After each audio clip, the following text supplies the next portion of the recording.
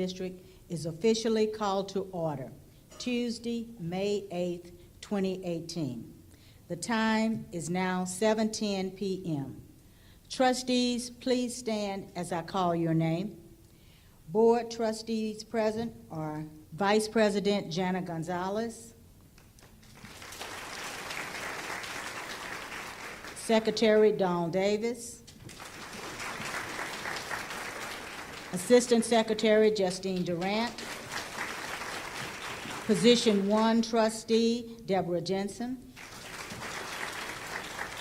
Position 2 Trustee Chris Bell, Position 4 Trustee Winfred Adams Jr., and myself. Thank you. I would like to ask everyone to turn off or silence their cell phones or any other electronic devices you may have.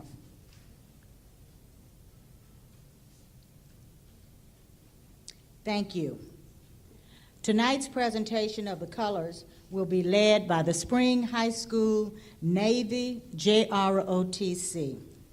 Commanding the color guard and carrying the American flag is Cadet Commander Emily Brower.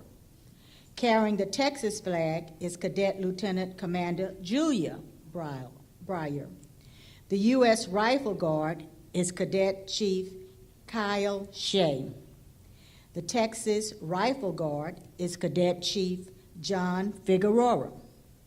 Leading the pledges is Petty Officer First Class Yusuf Teasdale.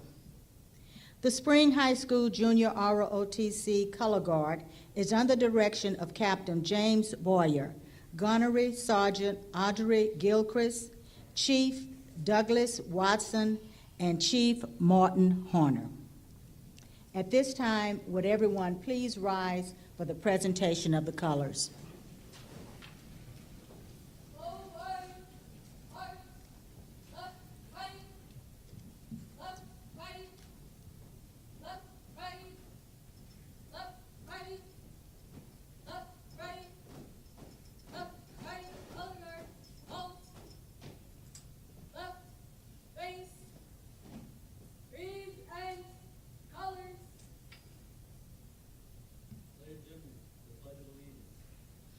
Pledge allegiance to the flag of the United States of America and to the republic for which it stands, one nation, under God, indivisible, with liberty and justice for all.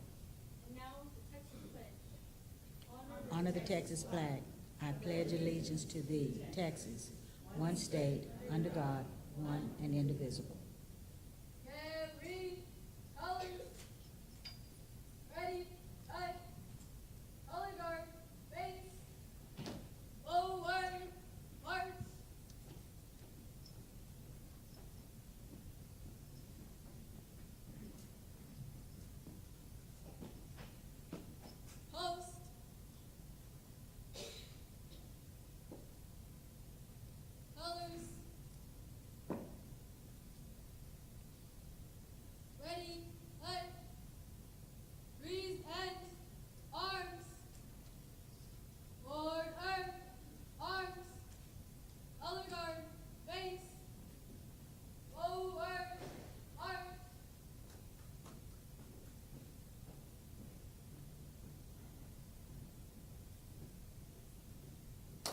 Thank you. Please remain standing. At this time, I would like to ask everyone present to please observe a moment of silence in your own way.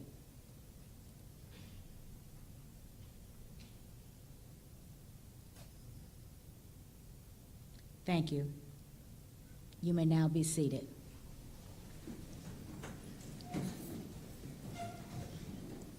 Now to begin the recognition portion of our program. At this time, I would like to invite our Board of Trustees and our Superintendent of Schools, there he is, up to the stage.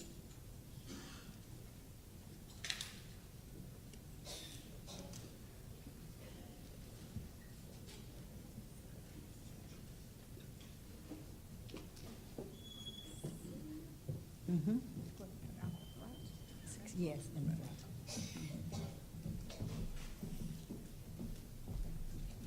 We have seats for you. Thank you.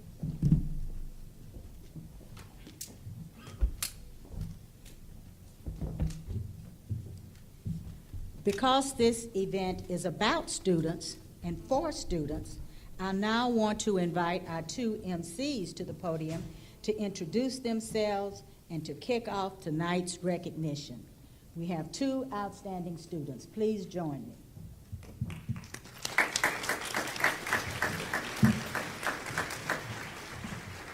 Thank you.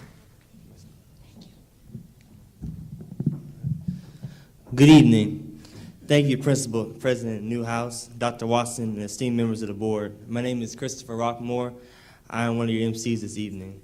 I am a senior at Spring High School. I'm also a part of the Drama Theater Company. And joining me tonight is my fellow MC, Kaitlin Lyons. Hello everyone, my name is Kaitlin Lyons. I'm also a senior at Spring High School. I'll be attending Sam Houston State University in the fall where I'll be studying biomedical sciences. This is a really exciting evening. It's an honor for both of us to be here tonight to take the lead on recognizing fellow students for their state and national accomplishments. Would you say, Chris, that this is almost like an annual Oscar ceremony for Spring ISD? Now you tell me. I should have worn my tux. Seriously. Tonight's ceremony is a big deal. Instead of Oscars, though, we're going to be handing out district points of pride, and these aren't easy to get.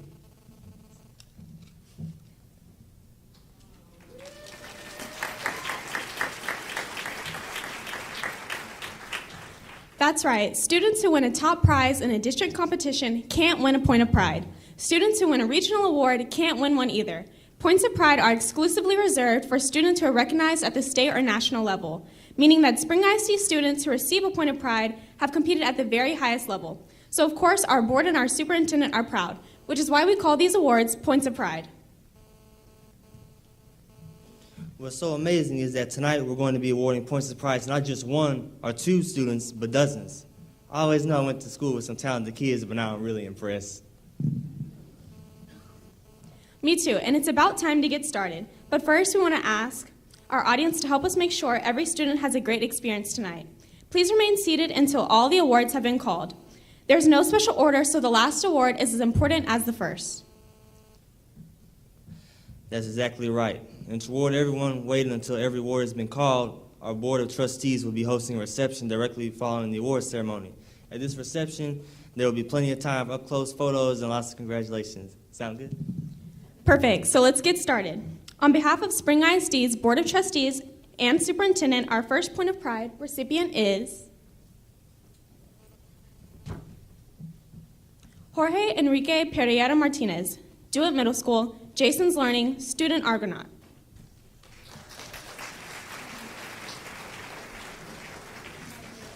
Sean Hokinson, Twin Creeks Middle School, Texas History Day Competition, State Qualifier.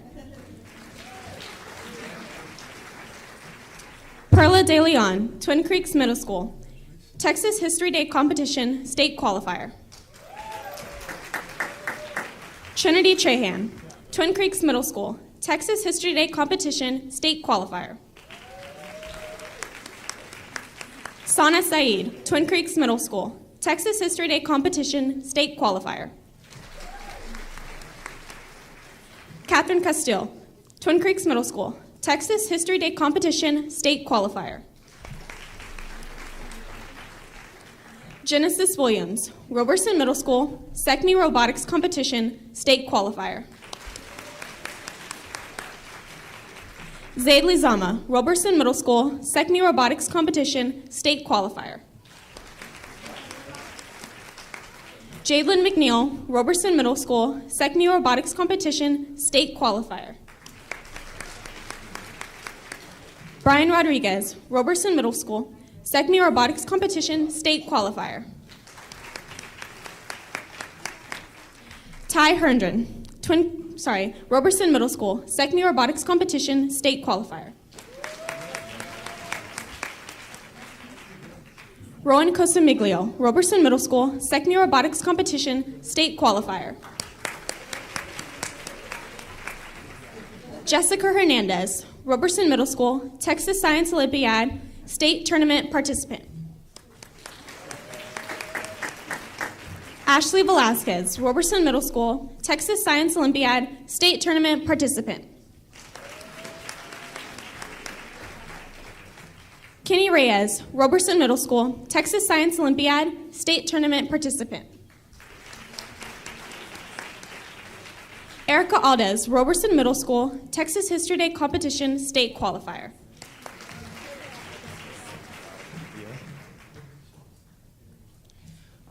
Ryan Presley, Roberson Middle School, Texas History Day Competition State Qualifier.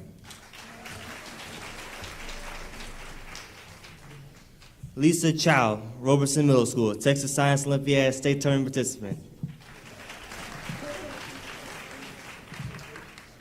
Aline Lau, Roberson Middle School, Texas Science Olympiad State Tournament participant.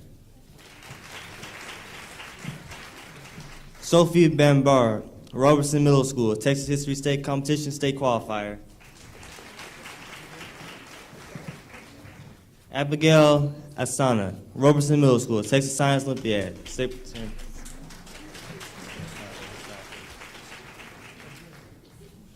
Chris Estrada, Roberson Middle School, Texas Science Olympiad State Tournament participant.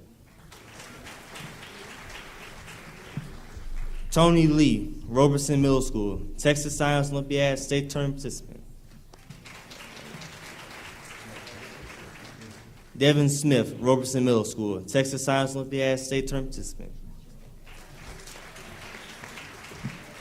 Josiah Morin, Roberson Middle School, Texas Science Olympiad State Tournament participant.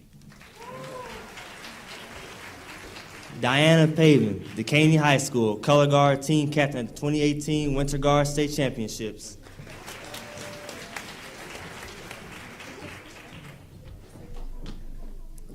Alejandra Gardelia, Decaney High School, color guard team captain at the 2018 Winter Guard State Championships. Karen Lapuz, Decaney High School, 2018 Texas Visual Arts Scholastic Event State Qualifier. Peter Mai, Spring Early College Academy, Texas Science Olympiad State Tournament participant.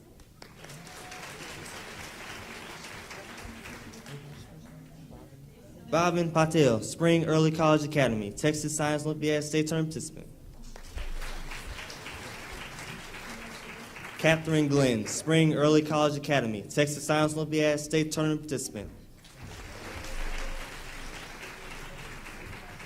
Cody Chow, Spring Early College Academy, Texas Science Olympiad State Tournament participant. Lynn Nguyen, Spring Early College Academy, Texas Science Olympiad State Tournament participant.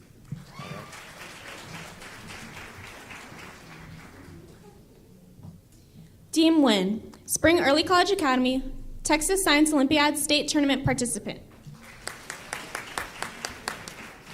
Evangeline Froelich, Spring Early College Academy, 2018 Dell Scholar. Julia Brower, Spring High School, second place team in the Navy JROTC Military Skills Competition at the Caney Creek Skills Meet.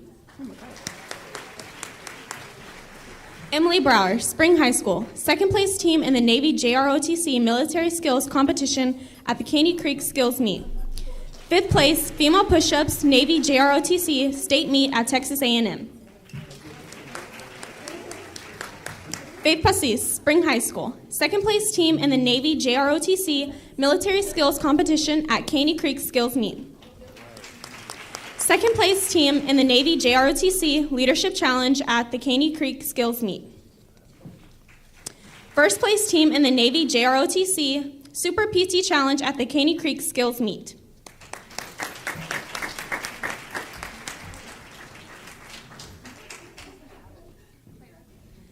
Clayla Horsford, Spring High School, second place team in the Navy JROTC Military Skills Competition at the Caney Creek Skills Meet. First place team in the Navy JROTC Super PT Challenge at the Caney Creek Skills Meet. Chase Binnick, first place team in the Navy JROTC Biathlon Competition at the Caney Creek Skills Meet. Second place team in the Navy JROTC Military Skills Competition at the Caney Creek Skills Meet. Chandler Bennett, Spring High School, perfect inspection score, Navy JROTC Super State Competition. First place team in the Navy JROTC Biathlon Competition at the Caney Creek Skills Meet. Second place team in the Navy JROTC Military Skills Competition at the Caney Creek Skills Meet.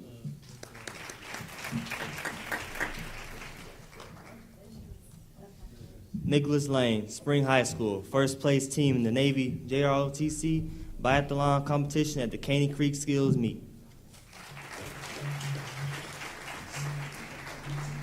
Second place team in the Navy JROTC Military Skills Competition at the Caney Creek Skill Meet.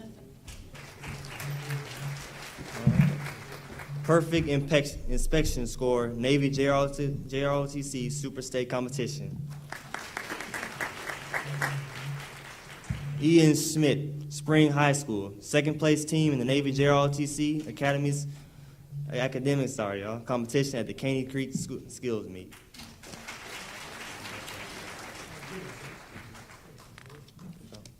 Second place team in the Navy JROTC Military Skills Competition at the Caney Career Skills Meet.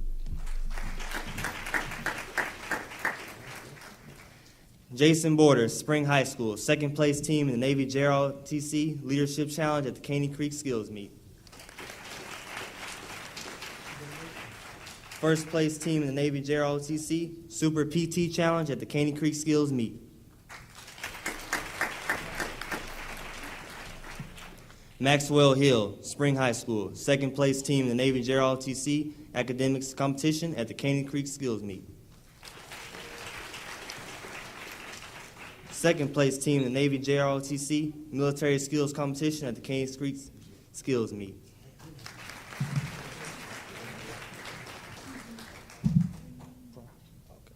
Nasir Prout, Spring High School, second place team in the Navy JROTC Leadership Challenge at the Caney Creek Skills Meet. Second place team in the Navy JROTC Military Skills Competition at the Caney Creek Skills Meet. Kyle Shett, Spring High School, second place team in the Navy JROTC Military Skills Competition at the Caney Creek Skills Meet. First place team in the Navy JROTC Super PT Challenge at the Caney Creek Skills Meet.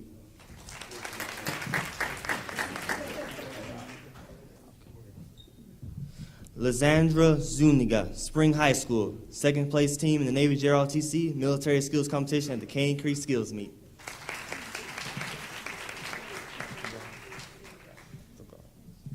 John Figueroa, Spring High School, second place team in the Navy JROTC Military Skills Competition at the Caney Creek Skills Meet.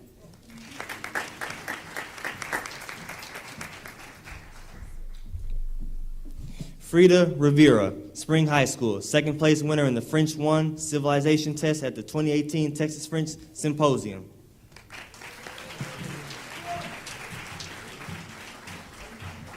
Shelby Felder, Spring High School, Texas Association of Future Educators State Competition Qualifier.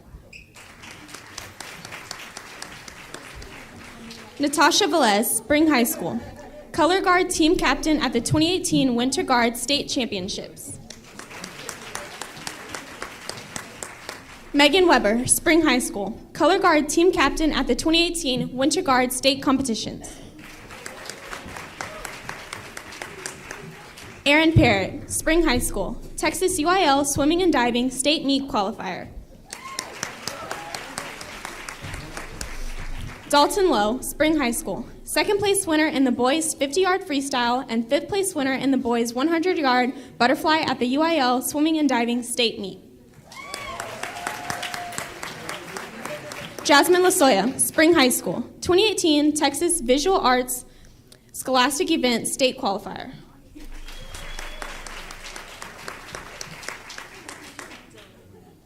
Dylan Lee Schaffner, Spring High School, National Thespian Festival, Stage Management, National Qualifier.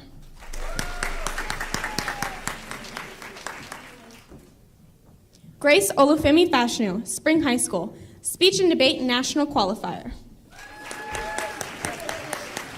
National Thespian Festival Duo Interpretation National Qualifier. Mateo Smith, Spring High School.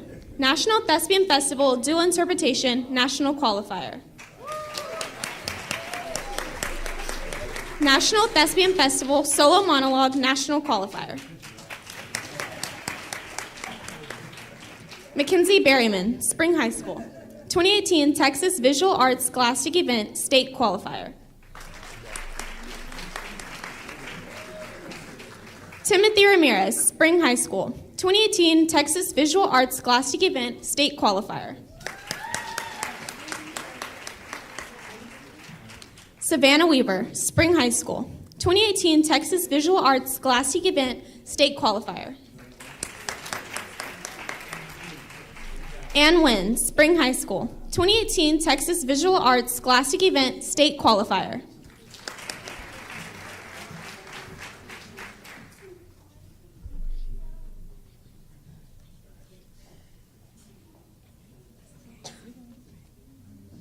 Okay.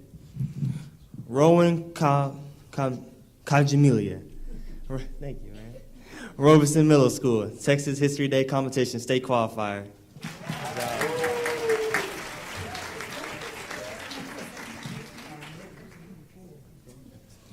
Jordan Davis, Westfield High School, Dance Line State Competition, Grand Champion Officer Line.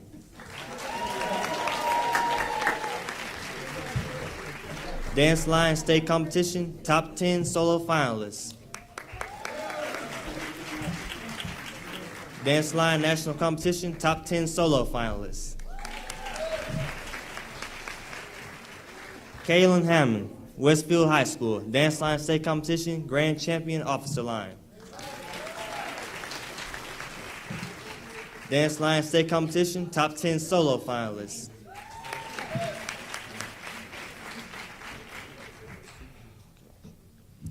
Esujoy Ikarachi, Westfield High School, Texas UIL Prose and Poetry Contest State Qualifier.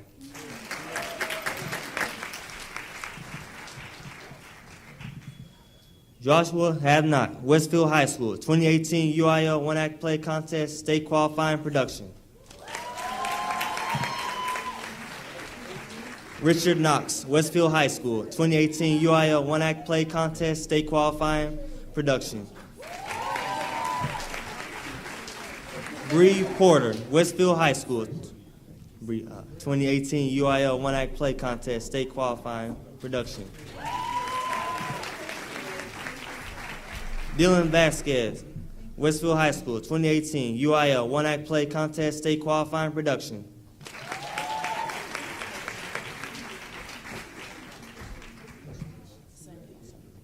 Sunday Turner, Westfield High School, 2018 UIL One Act Play Contest State Qualifying Production. Serenity Lawhorn, Westfield High School, 2018 UIL One Act Play Contest State Qualifying Production. Davina Ito, Westfield High School, recipient of the Best Actress Award at the 2018 UIL One Act Play Contest State Meet. 2018 UIL One Act Play Contest State Qualifying Production. Brianna Wyatt, Westfield High School, 2018 UIL One Act Play Contest State Qualifying Production. Justice Jackson, Westfield High School, 2018 UIL One Act Play Contest State Qualifying Production.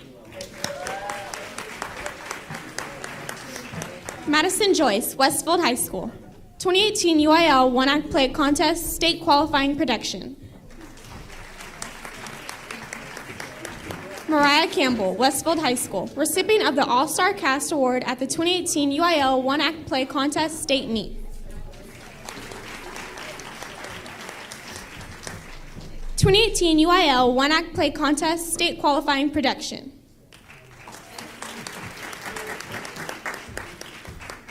Sierra Childress, Westfield High School, Color Guard Team Captain at the 2018 Winter Guard State Championships.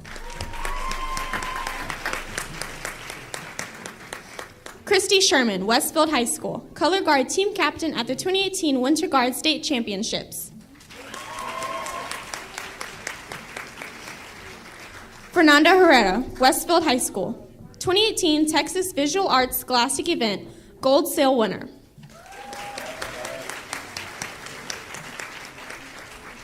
Ayana Winston, Westfield High School, 2018 Texas Visual Arts Scholastic Event, State Qualifier.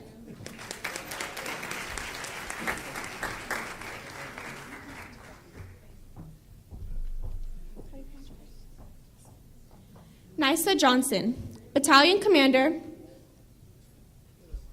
Yes. Faith Jones, Command Sergeant.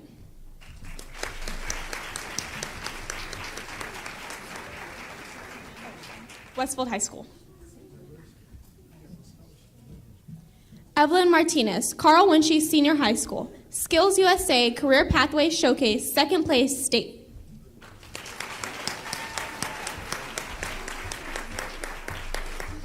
Ashley Armendariz, Carl Winchie Senior High School, Skills USA Career Pathway Showcase, second place state.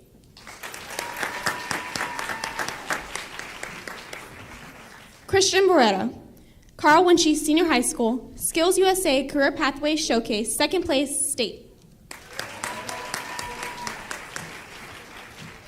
Maxwell Hill, Carl Winchie Senior High School, Skills USA Career Pathway Showcase, second place state.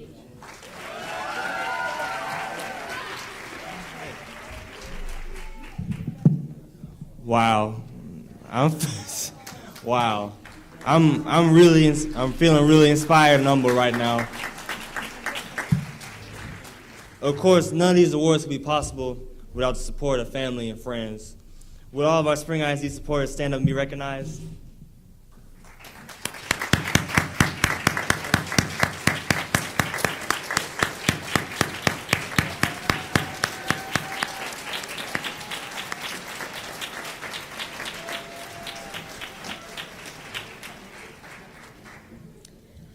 This whole event is a reminder that hard work, perseverance, and excellence pay off. Let's give another big round of applause to all the students tonight who earned a point of pride.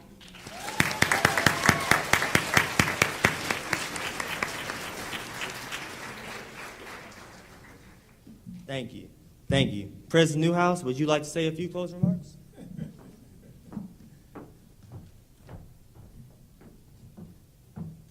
thank you to you guys. Yes, right.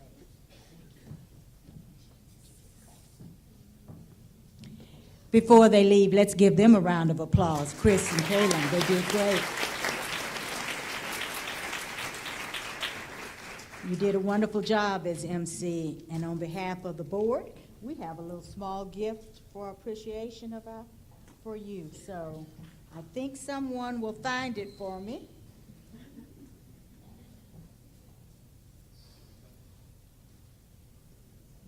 There it is in the back. We never want to forget our students. So please accept this gift as just a small token of our appreciation.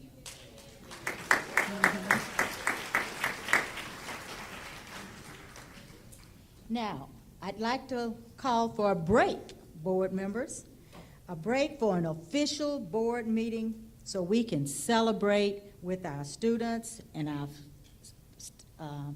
parents this special occasion.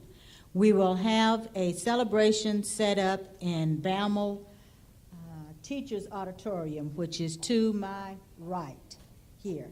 So please join us for punch and cookies at this time. And it is now 7:39, so board members, we will assume in the auditorium. We will now resume and reconvene the regular meeting of the Board of Trustees. The time is 8:12 p.m. Board of Trustees present are Winfred Adams Jr., Chris Bell, Deborah Jensen, Justine Durant, Jana Gonzalez, Dawn Davis, and myself, Rhonda Newhouse. Again, I would like to ask everyone to turn off or silence their cell phones or electronic devices. Thank you. Our next item is the superintendent's remarks.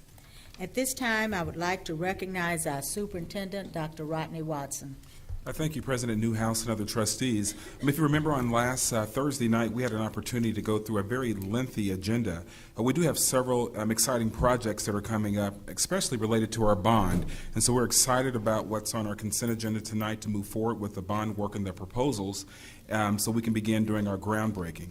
In addition to that, if you have not received your information, we're excited about this Friday night's graduation for early college. You know, it's always interesting for early college students to graduate before they actually graduate from high school. And so those of you that are able to attend will be celebrating their graduation on Friday night. In addition to that, we are putting on our calendars our all-day event on June 9th, which signifies our high school graduations. And so we know that's a very fun-filled all-day event where we'll be celebrating and shaking hands with thousands of students who have worked hard. We do have a very lengthy agenda, and so we're going to go ahead, and that will conclude my comments for tonight and jump into the agenda. Thank you very much. That concludes my report. Thank you. Next, I would like to ask, do we have any trustee that would like to make remarks? Well, good evening. I was going to say it was good to see so many people here, but a number of individuals have already gone. But my first meeting coming to a board was right here, probably back in 2005. And someone contacted me today and asked, why do we meet here in May? And I tell them, you know, the reasons why we do that. We have so many people we need to recognize. So it was great to recognize so many of our great students, scholars, and listen to where they're going in the future and what they're currently doing. So I just really want to thank everyone who came out tonight to support the students and to continue to support the students and the district. We really appreciate what you guys do. I was honored to attend the inaugural Emerge cohort reception on, what was it, 2 Saturdays ago, Chris? And meet the parents and children that were accepted into the Emerge program, which is a program that takes kids at schools here in Spring and helps them to apply to selective colleges and universities and really helps them through that process. And so it was really exciting to meet these families and meet these children that are going to do great things.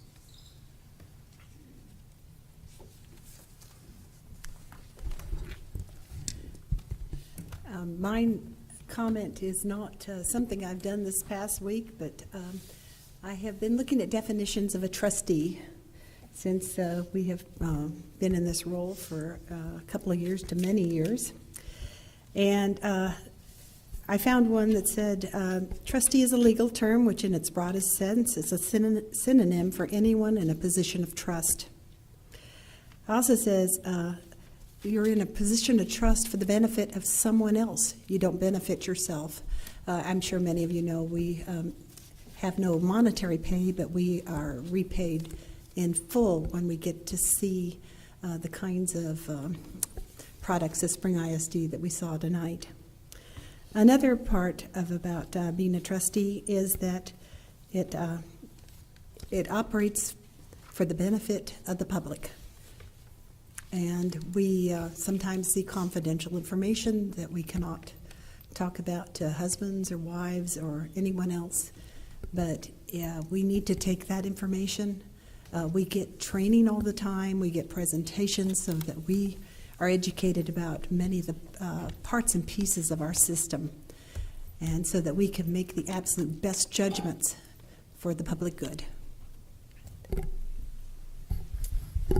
Just wanted to remind everybody about our fun run coming up this Saturday in Old Town Spring to raise money for scholarships. There's a run or there's a walk, so you can come out and do either. And we also have the wellness fair, so make sure you stop by there this weekend and celebrate with our wellness fair.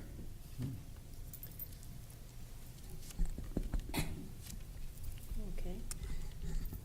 I was gonna comment. I wanted to say that as trustees, just to piggyback a little bit on trustee Dr. Jensen's comments, we have 3 main responsibilities. One is the budget, as we support the finances within the district. the hiring of the superintendent, and as well as enacting policy. And next month, we will be finalizing the budget for next year, so if you're interested in knowing what we're doing with regards to the finances and your tax dollars, you can find out at our board meeting next month. Thank you. Well, we had a fun time celebrating tonight accomplishments of our state participants, but I also would like to share with you that I had the opportunity, as well as I know many of my board members, to attend the last couple of weeks various activities of accomplishments for our students, starting with the Northwest Chamber of Commerce Scholarship Luncheon for our students. The young lady who presented as our MC tonight was a big winner for the Northwest Chamber of Commerce Scholarship. Also, we had the Career in Technology Luncheon and Scholarship Awards. We had many students that went across the stage receiving scholarships. When I say many, I think there was 8 total that received scholarships from various partners across the city. And a big one is the car that will be given away to the senior from Planet Ford. So we are very proud of our students. One lucky senior will receive a car at the end of the year based on their accomplishments. So we're happy to partner with Planet Ford. I'm sorry, Honda of Spring this year. Yes. Thank you. It's Planet Ford last year. Honda of Spring. No, it was Honda. Oh, I'm sorry. They tell me. They do the teachers. Teacher of the Year, that's what I Planet had, Ford. Planet Ford. That ceremony we attended this past week too, and we had a car given to a teacher for Teacher of the Year from Planet Ford. So our partnership with businesses in the community, we are very proud of. And of course, the highlight last week was the Tri-Club Livestock Show. Everybody there had a wonderful time. Our kids had animals receiving grand prize champion awards throughout the evening. And I guess I'm delighted to talk about it because the young man that I gave a calf to last year ended up winning $4,500 from the Stampede. And so I want to say thank you to Stampede for that presentation to Casey. He did a great job throughout the year. And we had several students that did very well. Our grand champion, a young lady from Spring, is just a freshman. So I imagine she will continue to, next year, bring her animals and be successful again. So, Jana, we're looking for another great year for Tri-Club next year. And I must say, I got to make another donation to the Tri-Club students, another calf for next year, because I was so excited about it. Thank you. And I'm going to share everything I get from the pig that I purchased with my board. Thank you, but we have had a wonderful couple of weeks of celebrating the accomplishments of our students in many, many ways. So we are very proud of all of our students in Spring ISD. For our next item, I'd like to recognize our Chief of Staff, Julie Hill. Good evening, Madam President, trustees, and Dr. Watson. If you would join me, I'm on page 11. I have a couple of items for us tonight. The first is the nomination of a Spring ISD Board trustee for the Region 4 Position A seat on the TASB Board of Directors. As you recall, this is something that we actually do every year. This year, TASB has gotten the materials out to us early, so we're going to be able to lock our nomination in. The nomination goes in by July 3rd, and then there's an opportunity for a window to be open for the candidate endorsement process. If you join me on page 12, it'll run from Tuesday, July 3rd through Wednesday, August 29th. And so we would like to be sure to get a nominee from our board in place, and so we are coming to you tonight to ask if you, the trustees, would nominate one of yourselves in order to go onto the slate to possibly represent us with the TASB Board of Directors. Thank you, Dr. Hill. I will now ask our board for a nomination of the Spring ISD Board of Trustees for Region 4, Position A seat on the TASB Board of Directors. Madam President, I would like to nominate Trustee Justine Durant for Division 4, Position 8 seat on the TASB Board of Directors. A second. It has been moved and second that Trustee Justine Durant for the Region 4, Position A on the TASB Board of Trustees. It's been second. Do we have any other nominations? Can we discuss? Yes. Ms. Durant, Trustee Durant, do you accept this? Yes. Did you know you were being nominated? Found out this evening, but I would be more than honored to represent our district on the Board of Directors for TASBs. I'm very passionate about the advocacy, and we have a lot of things happening right now in public education, and I want to make sure that we have a voice that echoes what's best for our kids, and so I would be honored. Thank you. So again, it has been moved by Dawn Davis and second by Jana Gonzalez that the Board of Trustee nominee Justine Durant for Region 4, Position A seat on the TASB Board of Directors. All those in favor, please raise your right hand. Okay. The motion carries unanimously. Congratulations. Thank you. Thank you. Please continue for your next item, Dr. Hill. Thank you, Madam President. If you could join me on page 25. We are coming to the board tonight to ask you to consider a resolution that would provide an opportunity for alternate graduation requirements. There's a lengthy explanation of the item, but basically there is a piece of legislation that would allow Spring ISD and other districts in the state of Texas to give an opportunity to students who have not been able to pass the exit level test, whether it's the previous state assessment we had, TAX, or the one even before that, TAS. And so there are still some students. I believe that Dr. Hinojosa helped us with the numbers. So there are potentially 46 students in our district who could benefit from this.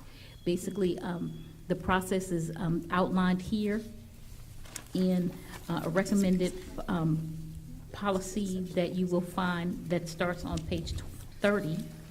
And basically, it would tell us how to run the particular committee that would look at the different criteria for those students who have been unsuccessful at this point on either one of those tests, to give them an opportunity to fulfill certain requirements and then be able to go on and receive their diplomas.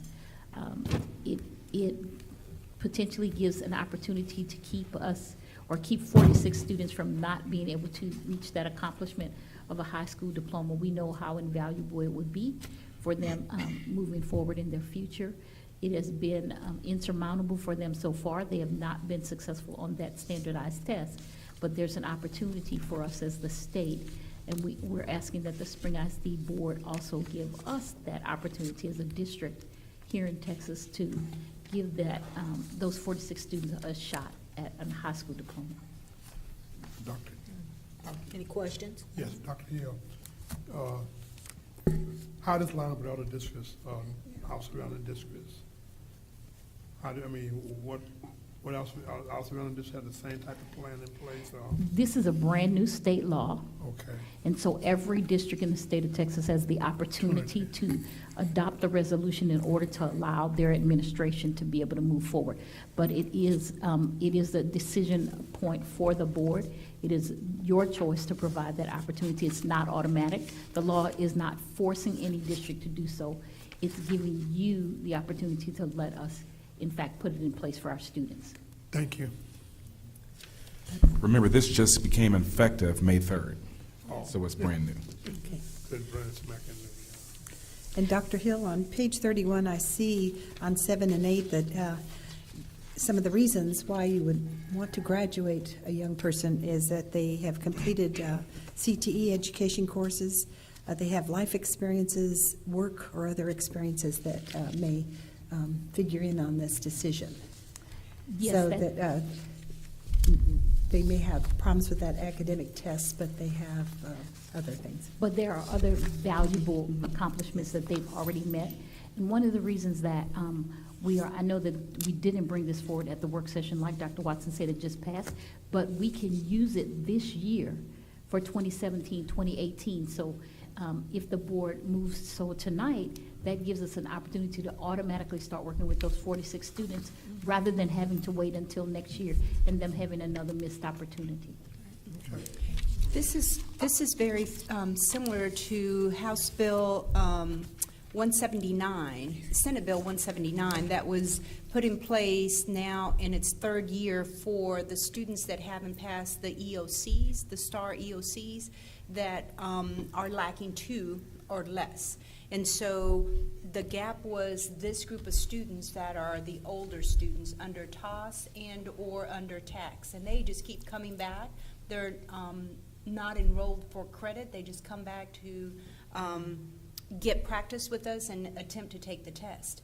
This will allow us to form a committee very similar to what we're already doing, what we call the Individual Graduation Committee, IGC, that we already have in place, and we would be able to address potentially 46 students that are out there and allow them to either take the work experience that they have, take the other courses that they have, give them an assignment to show competency, and allow them to earn a graduation diploma. That's all that's missing for them. I assume this would be reflected on the transcript? Yes. That if this committee had made Yes, okay, so this it's decision. very similar to the IGC committee that we run right now.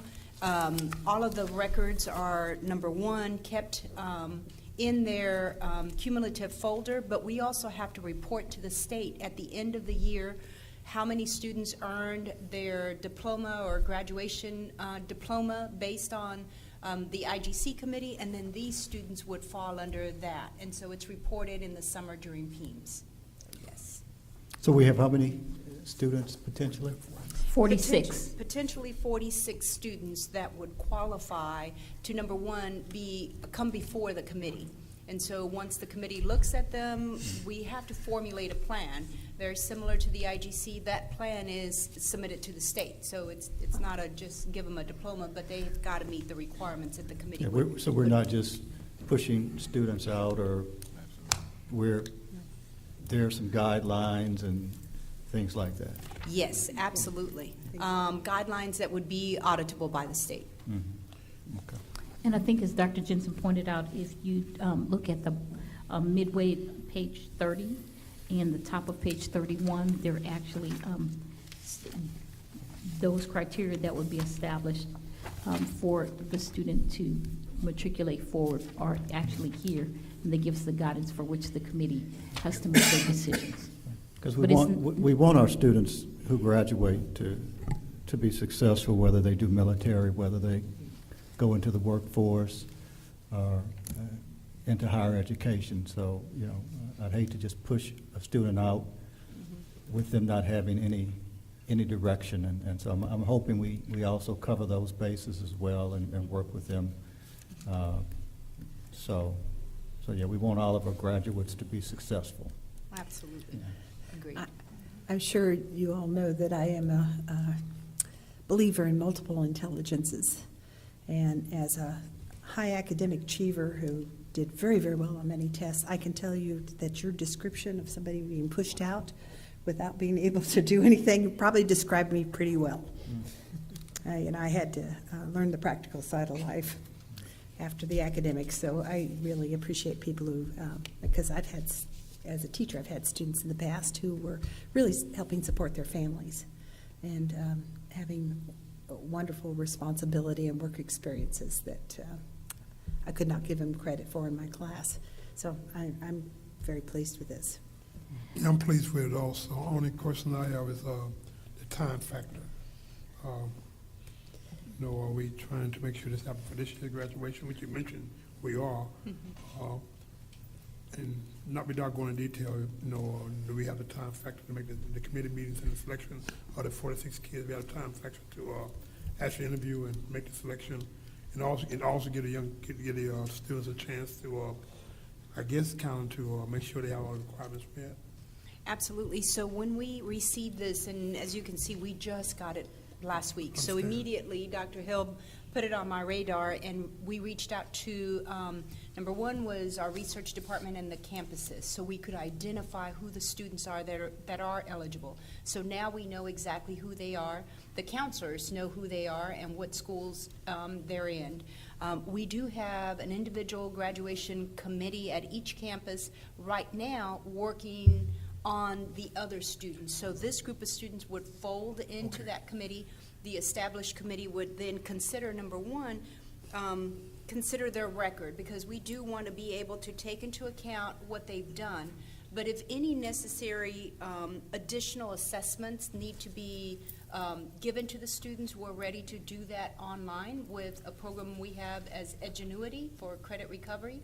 So we have that already built in, that our curriculum department has helped us vet those courses. So we've got the pieces in place.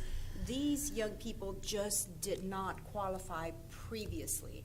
And so now we're able to say, yes, you're part of this, and let's start the work. We have about 20 days to be able to work with them, and all they need is a go-ahead because they're ready to work. They want this really bad. And so the committee is ready, and the counselors are ready to establish this work for them. Thank you. The only other thing I would add is, as the law is written, there are 4 opportunities before it expires on September 1st, 2019. So there will be an opportunity at this graduation. For us here in spring, we have a summer graduation. Then it will also be another opportunity for the 18-19 graduation, and then our summer 2019 graduation. So, it's not that they have to be pushed through the gate. Some may need a little bit more time. But in many cases, as Dr. Hinojosa said, these are students who have met every single criteria that they would need, except they can't pass the TAKS test or they can't pass the TOS test.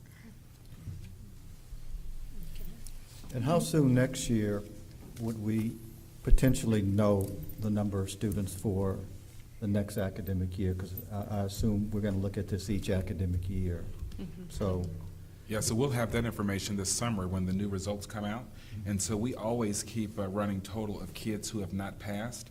Dr. Hinojosa has a plan that they work with the counselors. They meet with kids and show them every opportunity they've had to take the test and not pass, or the ones that pass. And so we will have that number. It's a running number. We can bring back that to you in June, or actually maybe in August once the That's final good. results come out. Thank you. Thank you. Any other questions? I just have a comment. I think it's a good opportunity to extend it because all students don't test well. They've met all their requirements, and some just don't always do well on the test. And as we all know, the state test tends to move the bar on us quite a bit. So I think this is a great opportunity to allow those students that second chance. Great. I will now entertain a motion that the Board of Trustees approve and adopt the resolution to consider alternative graduation requirements. Madam President, I move that the Board of Trustees approve and adopt the resolution to consider alternative graduation requirements. Second it. It has been moved by Jana Gonzalez and seconded by Justine Durant that the Board of Trustees approve and adopt the resolutions to consider alternative graduation requirements. All those in favor, please raise your right hand. The motion carries unanimously. Good job. Good job. Thank you. Thank you. Same time. For the next item, I'd like to recognize our Chief of Police, Victor Mitchell. Thank you. And good evening, Madam President, Ms. Rhonda Newhouse, Superintendent of Schools, Dr. Rodney Watson, and members of the board. I'm recommending that the board approve an agreement between the Texas State University and Spring Independent School District as presented. The Spring Independent School District Police Department has partnered with the Texas State University on a research project to improve officer-citizen encounters across the state. As part of the project, the Spring Independent School District Police Department have been entered certain data regarding all officers' interactions with students and parents. In return, the Texas State University is paying the district $4,500. Well, this is unusual. We're getting paid. Definitely. And we're going to get some information out of this, valuable Yes, ma'am. information. Yes, ma'am. This is a real win-win. Yes. Thank you. Any other questions? Concerns? Okay, I will now entertain a motion that the Board of Trustees approve the agreement with Texas State University and Spring ISD as presented by the administration. Madam President, I move the Board of Trustees approve the agreement between Texas State University and Spring ISD as presented by the administration. Second. Who was that? Winfred, okay. It has been moved by Donald Davis and second by Winfred Adams that the Board of Trustees approve the agreement between Texas State University and Spring ISD as presented by the administration. All those in favor, please raise your right hand. The motion carries unanimously. Thank you. For our next item, I would like to recognize our Chief of School Leadership and Student Support Services, Dr. Lupita Hinojosa. Thank you, Ms. Newhouse, and members of the board, Dr. Watson. This is one of our MOUs that we discussed last Thursday. It is an agreement with the Harris County Department of Education for their academic and behavior school. It's a contract for 10 students, and these are the students that are significantly challenged that need an out-of-district placement. And at that time, we did not put it on the consent agenda because Mr. Adams had asked that he abstain. So I'm bringing this back to you tonight. And this is a continuing, ongoing contract. Yes, Mr. Bell, this is a continuation of a contract we've had for several years. Some of these students have been with the school for a few years. Dr. Hinojosa, do we utilize all 10? All 10 slots. Right now, we have 8 students in the program and have been there all year long. We are foreseeing to add 2 additional students in the coming year. Any other questions? Thank you, Dr. Hinojosa. I will now entertain a motion that the Board of Trustees approve the Harris County Department of Education Academic and Behavior School Contract as presented by the administration.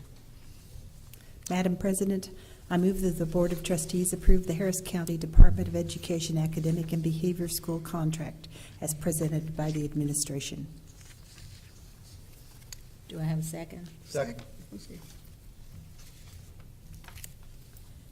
It has been moved by Deborah Jensen and seconded by Chris Bell that the Board of Trustees approve the Harris County Department of Education Academic and Behavior School Contract as presented by the administration. All those in favor, please raise your right hand. Okay. We have 6 for, and we have 1 abstention, understanding that Winfred works with the Harris County Department of Education, so he is abstaining from voting. Thank you.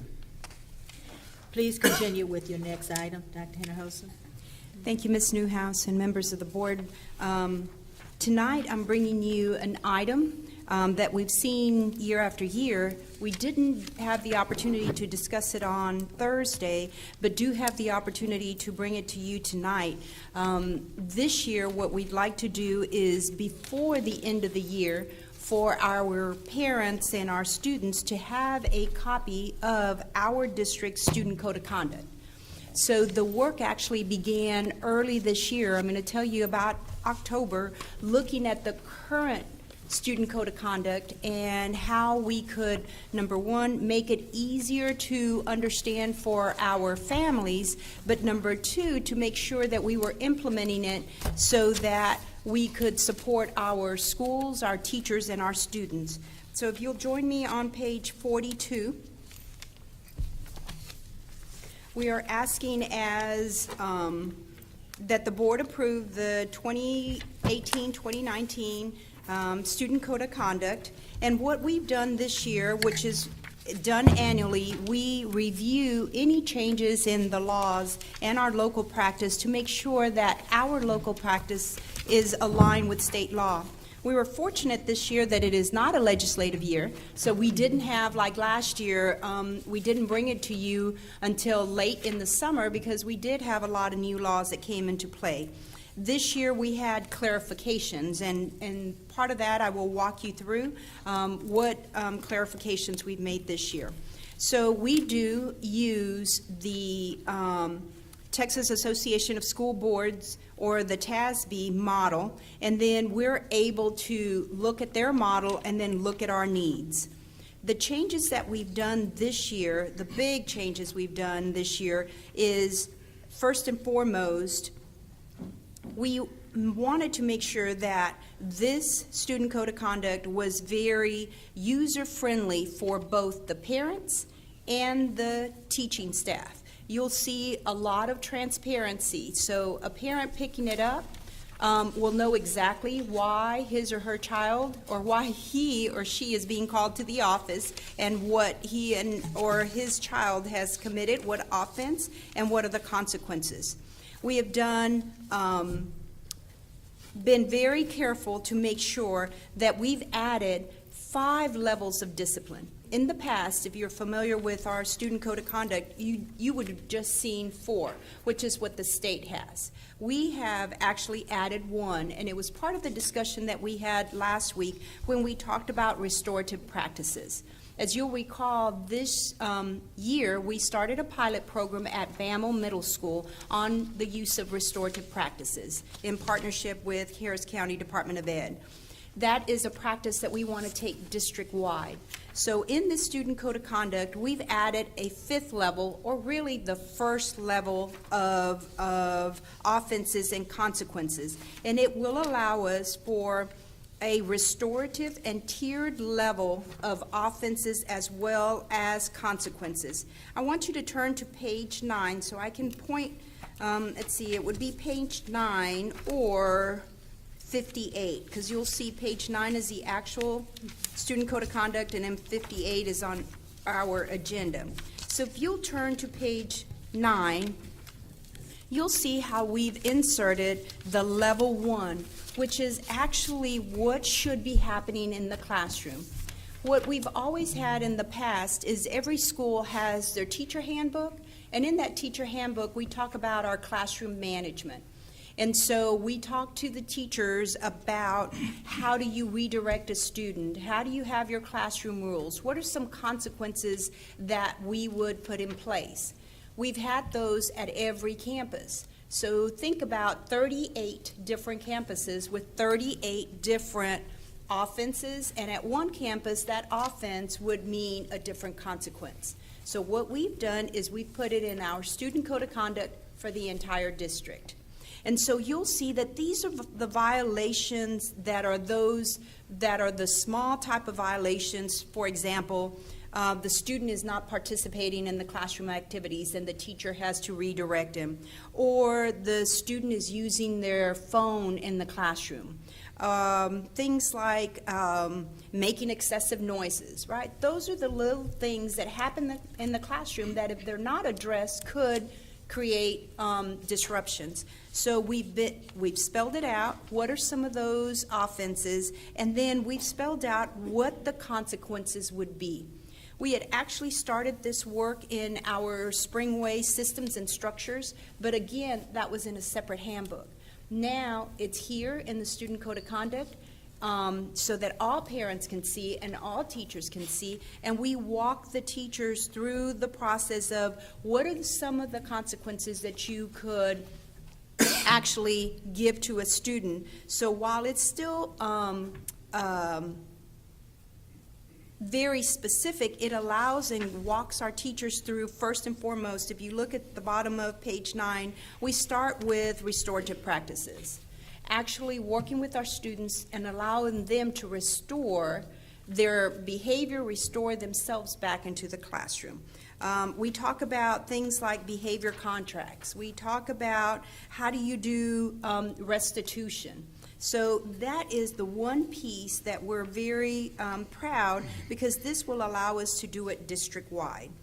If you'll join me on page 10, one of the pieces that we've added here is now moving into the official level 2 through level 5.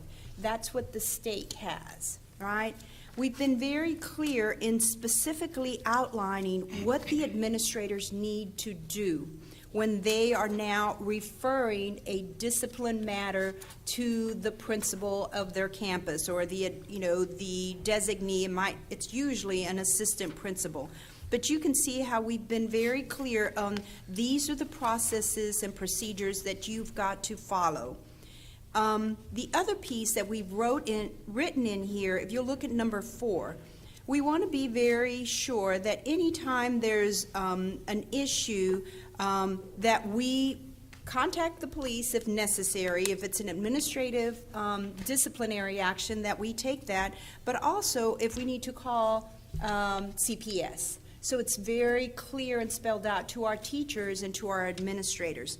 So there's clear transparency for the parents, so they know exactly what's happening in their school. And then down at the bottom, you'll see now we start with level 2. And this is repeat level 1 offenses. This is where, if you look 5 bullets down, uniform violations or dress code violations. We've spelled out what are the different offenses that would be considered as a level 2. And then on page 11, we talk about what are the consequences. And again, being very clear with the teachers and the administrators, but also with our parents, that they know that they will be notified in writing. So we're being very transparent as to what needs to happen, and so it will give the parents also an idea of what are the consequences. If my child has engaged in this type of misbehavior, what are the consequences? And then if you turn to page 12, you'll see that the levels increase, and here when we get to level 3, this is where now removal to a disciplinary alternative education, or what we call a DAEP removal, would be. And so again, spelling it out, what are the different offenses that the student may commit and what are the consequences? And then if you join me on page 14, this is one clarification that we had in the law, which was Senate Bill 179, and you might recall it as a David's Law, and that went into effect this year in September. So on page 14, we made sure to update. Right in the center of the page, you'll see the work around bullying and cyberbullying. And so we defined what that would be. Number 1, David's Law asks, has the rights for the parents and the child that's being bullied, but for us and for our teachers and our administrative staff, that we're very clear as to what it includes and not limited to. So texting or emailing, sending posts, posting on social media. So very clear there. And then on page 15, now we're saying and being very specific of when the student is required to be removed to a DAEP. Finally, if you look at page 16, one of the new additions that we were able to make on our student code of conduct is we included the penal code references. So we are referencing the laws that the students are breaking. And this year, you'll know, if you look on page 16, the biggest pieces that we had to do a lot of learning from the administrative side, from the school side, but also a lot of educating from the student side and the parent side. If you look right in the middle of the page, the terroristic threat and creating a hit list. These items really came to light this year, especially in light of the shooting that happened in Florida, right? And students sometimes not thinking and making a threat of, I'm going to, shoot the school, I'm going to do this. And many students and parents not realizing that it is a penal code, it is a law, students are arrested. And so we made sure that as we went through, that we aligned the laws so that our parents were very clear. Sometimes we believe, oh, my student is just joking and he is just at school, it was just a joke. It is not a joke, it's actually a threat, and it is in the penal code, and students are arrested. So that you will see, especially starting on page 16, because of the offenses being more severe, you'll see that all throughout we've aligned it to the penal codes. And then finally on page 18, I do want to direct your attention to this. There is on page 16, right in the middle of the page, the opportunity for an optional DAEP placement. And one of the pieces that we looked at, number one, from the law side, but also from our practice, is that it does allow the opportunity right on letter A, right in the center, that the superintendent or designee, if there is a reasonable belief that a student has engaged in conduct defined as a felony offense other than the aggravated robbery, and then it lists that, and that the continued presence of the student in the regular classroom threatens the safety of the students or other teachers, and it will be detrimental to the educational process. That is, it threatens the safety of others, we can remove a student to the DAEP. And so this year what we've done is we formed a committee that's made up of our behavior specialists, our director of counseling, our chief of police, our school's office, to be able to look at these cases. We meet every Tuesday morning, and we're able to go through these cases and being very specific in reviewing the students and the situation, and if there is a threat to the safety of the students at that school, that student maybe the committee makes that decision, brings it forth to remove that student to the DAEP.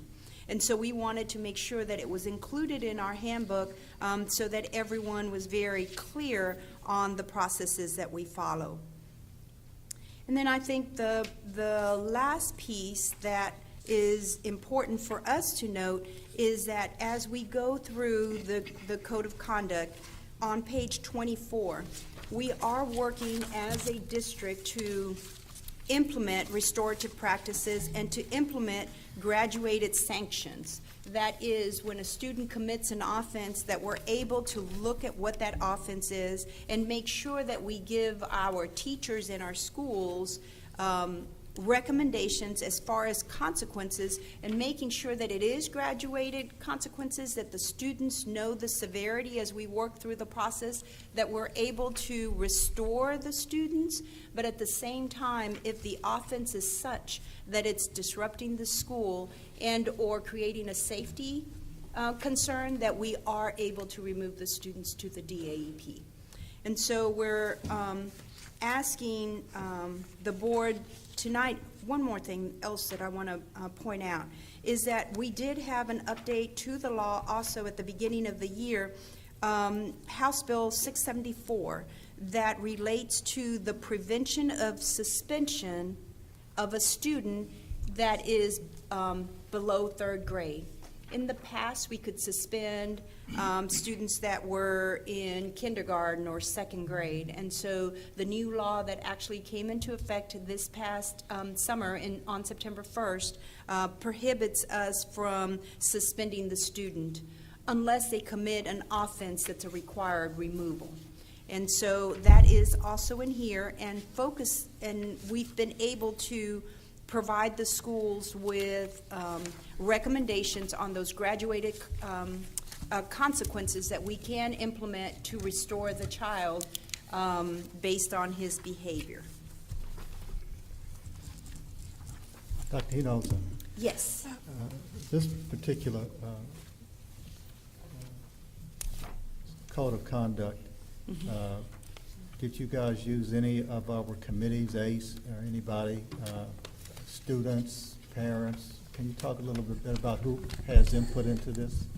Yes, we've definitely, like I said, the committee started early on in the fall as we, number one, began the school year and noticed the behavior, also the student behavior, and also noticed the activity going on in the schools. The response from our leadership teams at the schools. So we've involved not only the students at the school level, right, our students such as our student council, our our discipline committee, we have our contact at every campus.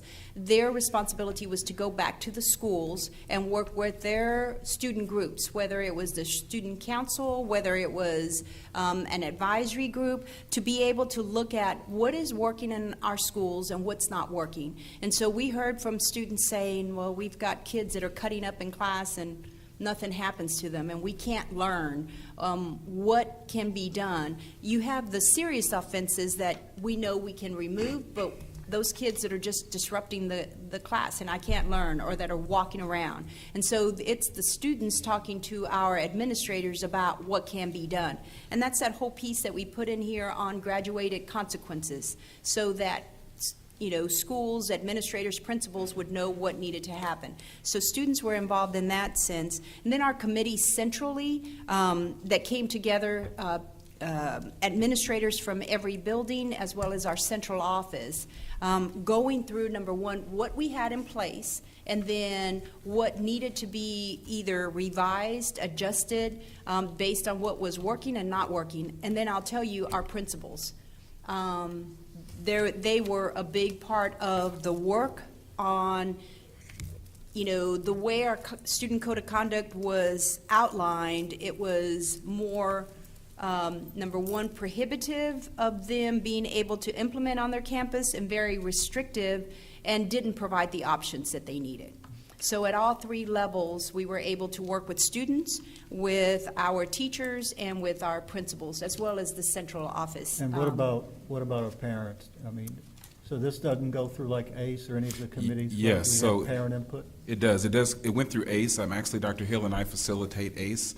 We took it and did a 2-hour session with all of our teachers. We had them do an exercise where they went through and looked at the actual code of conduct, asked them where areas were that need to be further clarified, asked them where certain sanctions were, if that made sense to them. They gave us detailed feedback as to what they thought needed to change based upon their experience in their classroom and in their schools, and we took that information back. What percentage of ACE is parents to that? I don't know that right off. Do you know what percentage is community and parents? I know we have, some of you all have recommended individuals that are business people, and some of them are parents, but I don't have that exact number. So if Trustee Bell's finished, I had a couple of questions. I'm finished. Okay. I wanted to know, these are some good changes to the code of conduct, and I think every year we have them sign that they received it. Yes. But with these type of changes, have we put any kind of training in place for teachers? What are we doing for parental and student awareness, so that they are aware of what the changes are? And then how are we monitoring it? So that's an excellent question. One of the things is we're currently still in this year operating on the plan that you all approved last year. One of the things that I've asked for a few years now that the committee was able to do, actually Dr. Hinojosa's team was able to do, is we wanted to do just that by bringing it to you early. Traditionally, we would have brought it, school would have been out. And so now we're having it early to plan those activities for registration, the beginning of the year, when all the teachers are back in the mandatory training, as well as providing those opportunities for parents. So once it's approved, we'll have to go back and develop that comprehensive plan as to how we're going to roll it out and make people aware. The goal being, we have a little less than 30 days now, but we have between now and the start of school to make sure we train people, get the information to people through electronic mediums as well as paper mediums to make sure parents know about it versus waiting until school starts and trying to get it out and we're already in the year like we've traditionally done. Okay.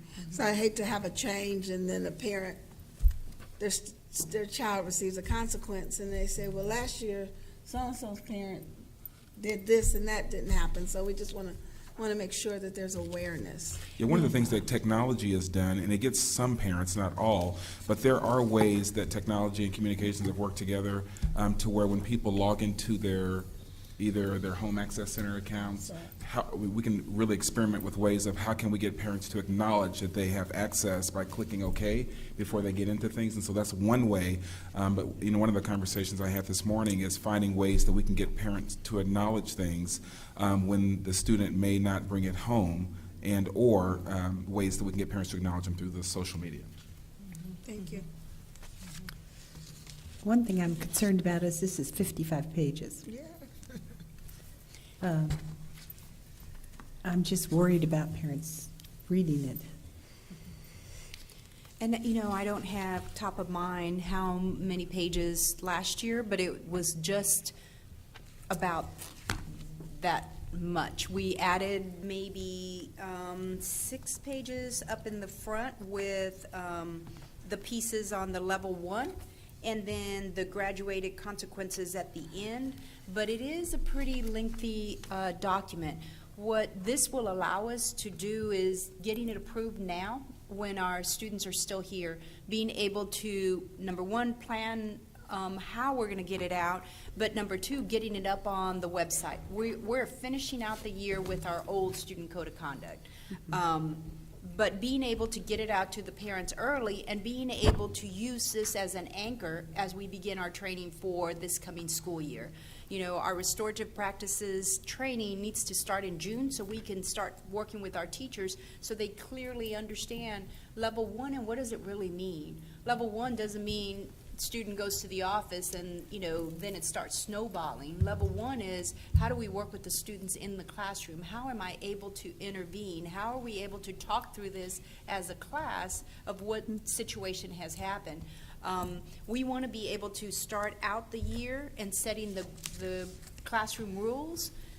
This is the way we behave in this classroom. Here's our expectations. And this student code of conduct allows for teachers to start off the year setting the guidelines, setting expectations, and setting standards. The other piece, I don't know, it's Ms. Durant or Ms. Jensen, Dr. Jensen, we talked about how are we going to implement and how are we going to monitor it. Mm-hmm. The big piece that we put in here that wasn't in this book is the process. What we've learned is at each school it may be different. And how you document a misbehavior and how do you document a consequence. In here, we stop and we outline exactly what the process is and what needs to happen. Who does the teacher send the referral to? Very clear. So it doesn't matter if you are at, Bammel Elementary or Booker Elementary, the process is the same, and it's clearly lined out for our teachers and our staff to know, but also for our parents. Our parents need to know what to expect. And so it's lined out and very clear, where we didn't have these front matter pages we didn't have. It was left up to the principal to establish their own procedures. And not as a directive, but maybe as a recommendation, is it possible to do a code of conduct snapshot from communication? That was going to be my suggestion, was to do something like that for at least the major changes. Yes. Something to go along with the code of conduct. We're all looking down there at Ms. Davila Dunn. Absolutely. If we can work with school leadership and look at the pieces that have changed this year to communicate, as well as our normal communication to get the code of conduct awareness out. So absolutely. Because we do need the details in it, Right.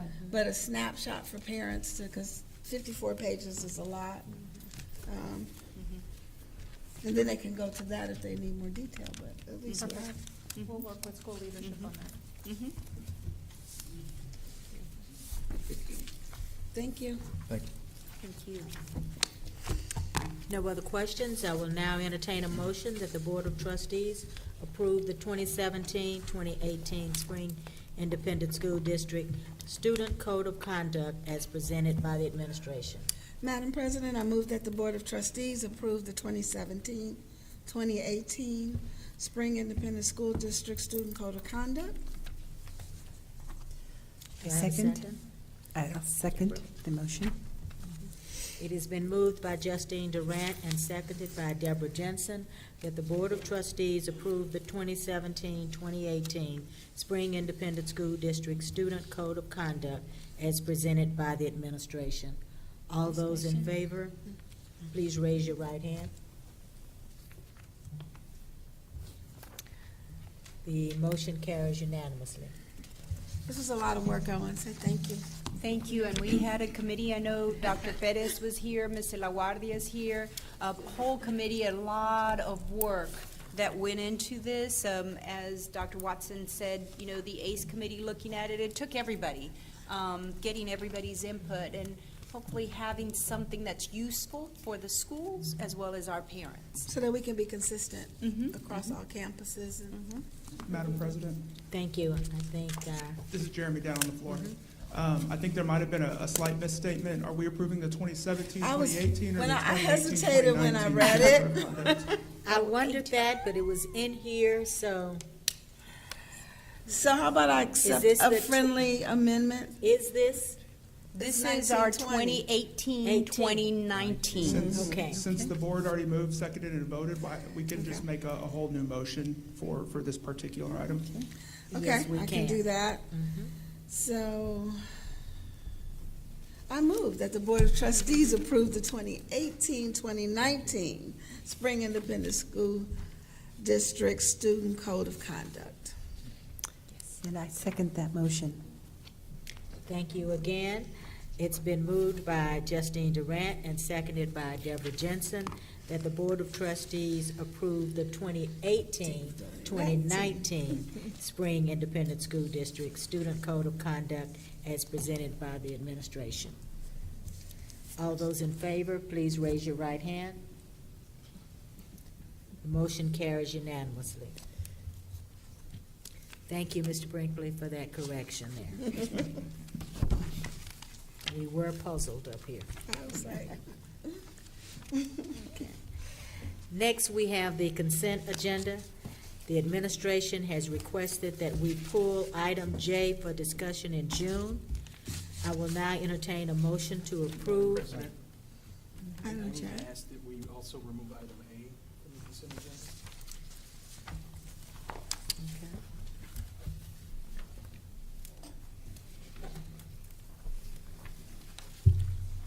which item?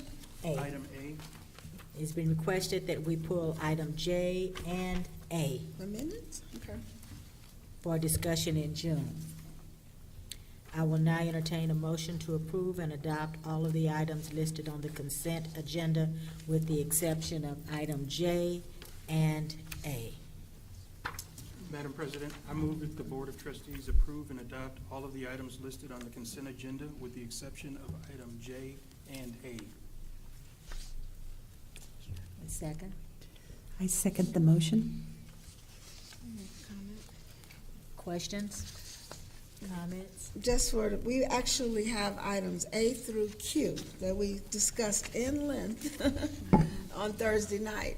And all that hard work on Thursday night goes under our consent agenda. And so that's just for the benefit of our participants tonight. I needed to remove item A because that was for 2 meetings that I did not attend because I was out ill. so I need to abstain on those, on item A. That's the approval of the minutes Yes. that you're speaking of. Yes. For the 2 meetings in April that he was unable to attend. Okay. Do we need to wait for Can we get a second? We don't need to wait for June. No, we don't. So if the board would like to Can vote we? on item A tonight, Yeah. Madam President, you can accept a motion to approve the minutes from the April 12th and April 17th board meetings, and then a second and a vote. Okay, why don't we do that so we don't have to wait until June? Yes. Okay. Madam President, I move that the Board of Trustees approve and adopt item A on the consent agenda. Get a second? Second. It's been moved by Deborah Jensen and seconded by Justine Durant that the Board of Trustees approve and adopt item A on the consent agenda. All those in favor, raise your right hand. Opposed? Okay. We have one abstention. The motion carries unanimously. So now we can go back to all of the items on the consent agenda. Excuse me, I Madam will President. again ask to entertain a motion. Excuse me, Madam President, sorry for the interruption. We wanted to make sure that we assured the board that there were 2 items that you requested Yes. for the agenda. They're in the yellow folder that you have in front of you. So one of the items was to learn a little bit more about Project Lead the Way and what the student enrollment was. So it's up in the very front, and you can see the number of students by school, by teacher. And then the second item was related to one of our policies and knowing what clubs and organizations we had in our schools and who their sponsors or officers were. I think, Ms. Durant, you had an interest in knowing, and so we did a quick survey of our schools, and this is by school, the organizations that they have and the sponsors that they have. In some cases, the year is ending. We definitely will have this revised for next school year. But this will give you an idea of all the organizations in each school and the sponsors and/or officers, if it's a PTO or a booster club.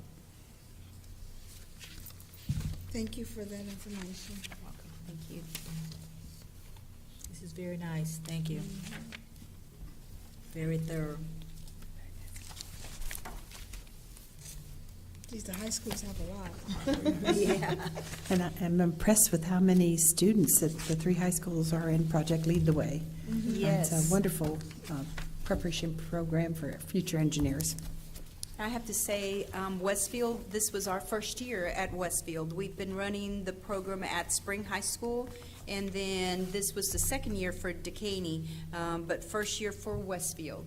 And so the numbers are really strong, and the student interest is really high. Good.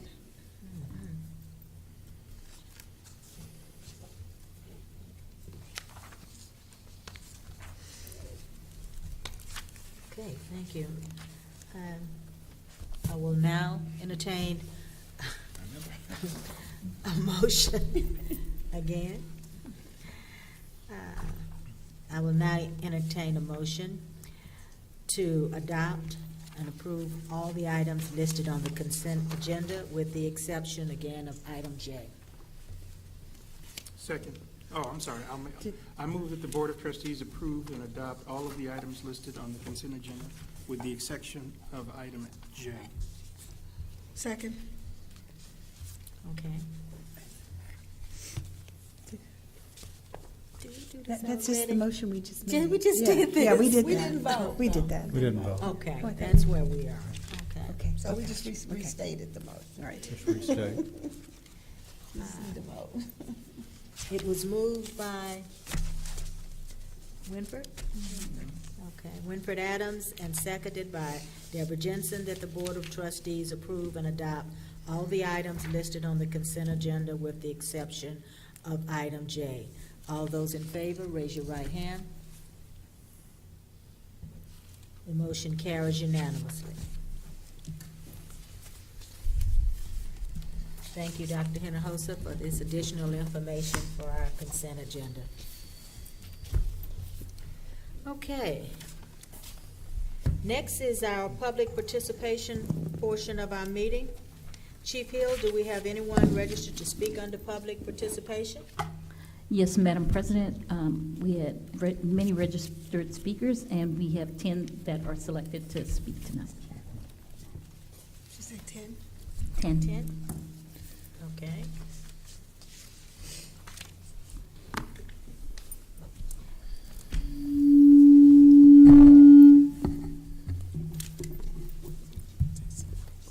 We will begin calling the speakers up, but before we do, for those who are going to speak, I would like to read the guidelines around our public participation.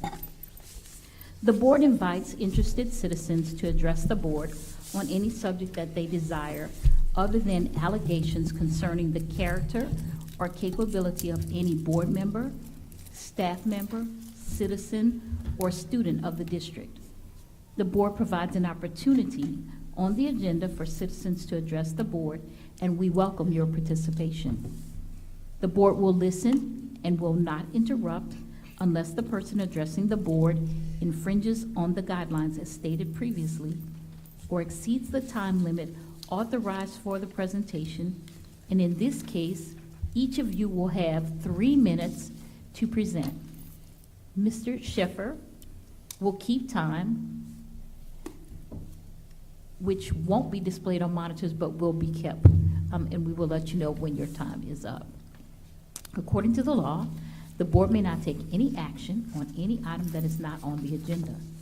The board will not debate nor respond to any questions during the meeting in order to research the question thoroughly before replying.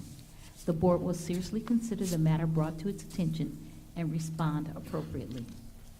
Also, according to law, it is a criminal offense for a person to obstruct, prevent, interfere with, or disrupt a lawfully called meeting through physical action or verbal utterance.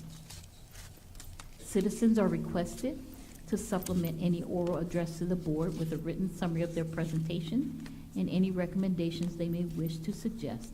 We thank you for your concern regarding our district, and we will hear from you now.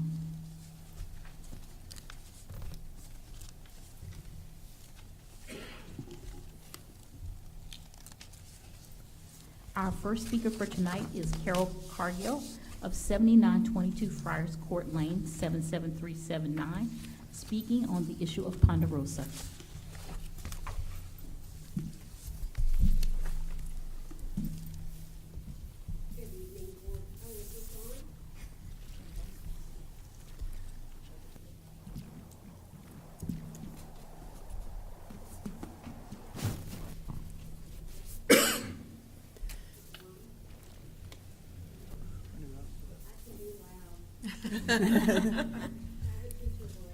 We'll get it on.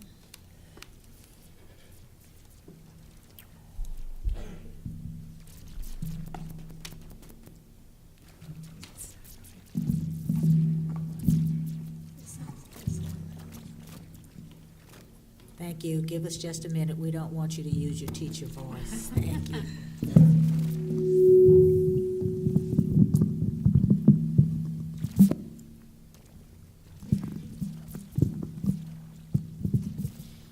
Good evening, board members and cabinet. Thank you for allowing me time to speak. My name is Carol Cargill. I've taught 30 years, a long time, the last 9 in Spring ISD. I chose to be in this district. I had choices. I had other offers. I chose Spring ISD. I chose to be at Ponderosa, and I still choose to be at Ponderosa Elementary. There's been a lot said about Ponderosa and our principal in the last few weeks, but not all voices have been heard. Some of us have chosen to stay professional, be silent for the sake of the most important and valued customers, our children.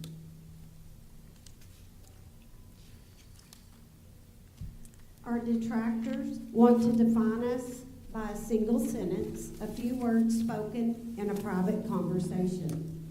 But I do believe that we can be defined by our actions. For the Bible says, by their fruits you will recognize them.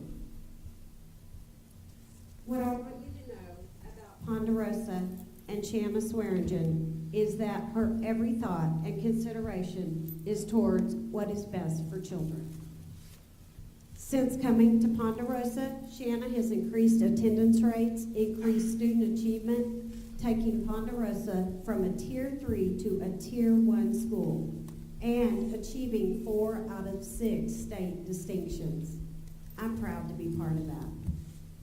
Additionally, she has increased parent participation, doubling volunteer hours, and increased staff morale, resulting in the highest improvement that the survey company has ever seen. She has also increased student pride in themselves and their school. Ms. Swearingen is outside each morning to greet students with a hug and a smile and welcome them to a new day. Ms. Swearingen has high expectations for herself and those that work at Ponderosa, and she will accept nothing less than your very best. They deserve it. They're our kids. She brought to our campus the vision of being a champion and has built our kids up to believe that they can achieve anything they set their minds to. Furthermore, she treats all students with respect and equality and asks each and every staff member to do the same. Ms. Swearingen has spent 3 years building relationships with parents, the community, and with students. Relationship building is her guiding principle. However, in the course of meeting these types of goals, leaders do have to make tough decisions. These often affect staff members and can result in negative feelings. Thank you for your time. Thank you.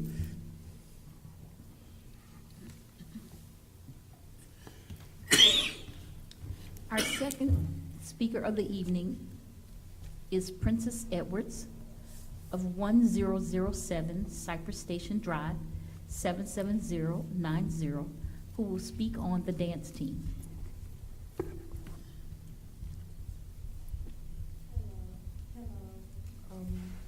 My name is Princess Edwards, and I'm speaking on the dance team. Many years, the dance team has been my dream from my freshman year all the way up to my senior year. And now it's a very happy team, and everybody dreamed to be on the Starlets, performing on the field and all the traditions. But this senior year, it has went downhill with not following all traditions. And my coach, she has not followed the traditions to make the team our dream. It's like all of our dances and shows, they have went downhill. Also, for like spring show, when it's traditions that everybody follow from each year, and we have gotten a new director, and she has like made the team she has made me not want to be on the team, and many other dancers also. I'm sorry. And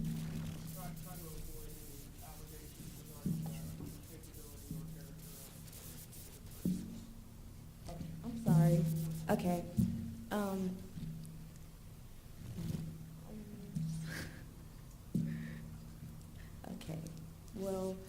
the dance. Can you hear me? I'm sorry. The dance team. Yeah. I'm so sorry. All right. Thank you. Thank you. Dr. Hill, did we know what school? Starlet Springs. Spring High School. Okay.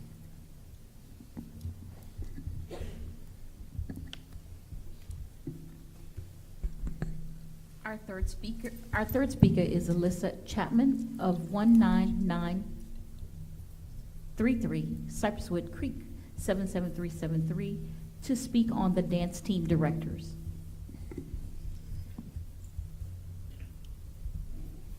Hi, thank you for the opportunity to express my concerns regarding dismissals from the Starlet Dance Team.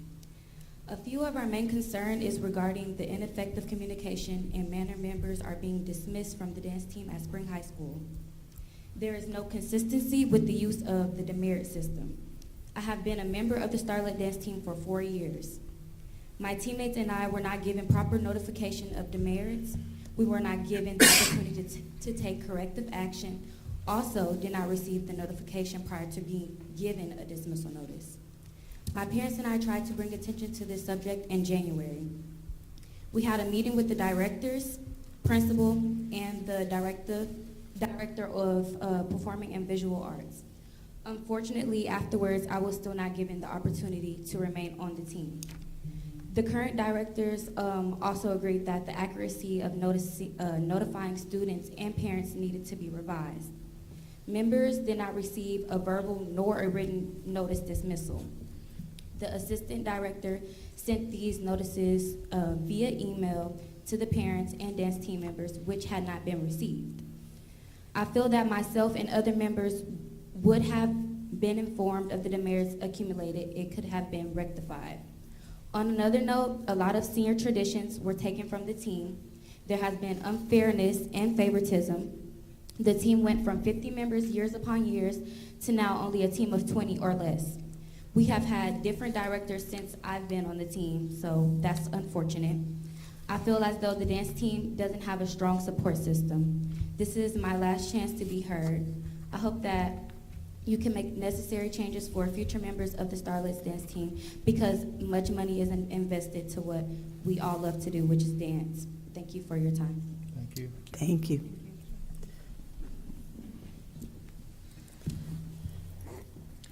Our next speaker is Rhonda Kong of 514 Gateship Drive, 77073, to speak on success of students.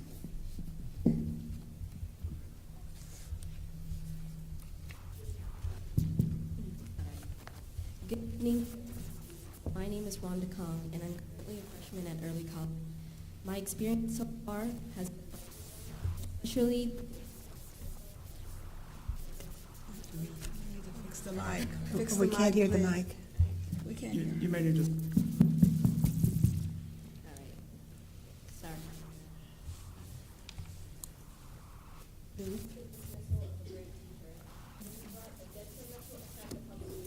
We need a different mic. Oh, there is, it's wireless. Try that. Maybe it could be just projection. Go straight into that. No, it's not working. I don't know. It's not, okay. There you go. It's working now. All right. All right. Sorry about that. I'll be one. Especially the recent dismissal of a great teacher. This has brought a detrimental effect upon students, most notably the freshman class. Being a freshman myself, I have experienced firsthand and have been given a front row seat of this show. Because of this dismissal, we have been left with a substitute teacher who is unqualified to teach an AP class and set expectations that can't be possibly achieved without a qualified teacher. Furthermore, students in the freshman class have resorted to academic dishonesty in order to spike the average of scores, making it seem like we're swimming fine in the waters when really we're drowning miserably. Students are not able to elaborate on any of the concepts because we are simply memorizing the content, not applying it to the intricacies of the topic for the exam that is just around the corner. And that accounts for half of your grade for the AP exam. And because of this, many students and I are afraid of failing an exam that they weren't taught correctly for the last 4 months. Now, this is my opinion, and my opinion alone. I believe that I'm not advocating for this teacher to come back, nor am I wanting the principal to be fired. I'm simply telling you that because of the events that have been going on in this school, us as students are not able to pass this exam because we are not given the proper education that we deserve. Thank you for your time. Thank you. Thank you. Thank you. Thank you.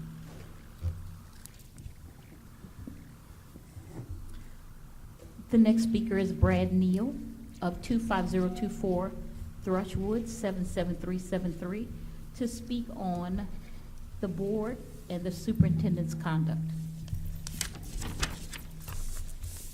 Last week, this body, the board and administration, conducted itself regrettably. Brought into view was the administration's heavy-handed tactics, bad faith conduct, suppression of dissent, and the board's refusal to be an impartial, wise, sincere balance to administrative power. Teachers in the district, and ones outside it who may have considered working here, know of this event. Word is they're shaken, intimidated, worried, and they're considering their options. Specifically regarding Early College Academy, in which I have 2 sons, the environment has become toxic for both students and teachers. I assume that that is not the environment intended by the Gates Foundation's Early College Initiative. We, the electorate, the taxpayers, the parents, share the blame. Too long, we ignored this board, its workings, its elections, its candidates. We became complacent. I appreciate the complexity of running a large suburban district. So I understand the board's deference to the administration, to the superintendent, to their expertise. But that deference should not become subservience. We have a good saying in the military. You can delegate authority, but you cannot delegate responsibility. I believe that our days of complacency are over. That's all I have to say tonight. Thank you.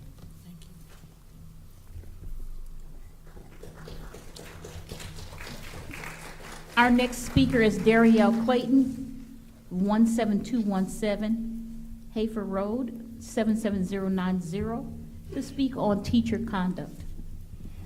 Hi, I'm a student at Early College Academy, and recently we had our AP Human Geography teacher fired, and we were not aware that he was fired for months. We were not informed, and he was labeled as a sexist, racist, bully, and a danger to be around children.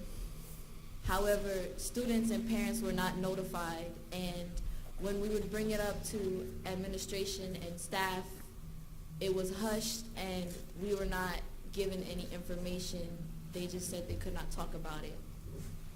For his hearing, we attempted to attend. However, administration also tried to stop us, even with permission from our parents. And passes were snatched from students, and one student that had the permission to leave was asked to get out of her car.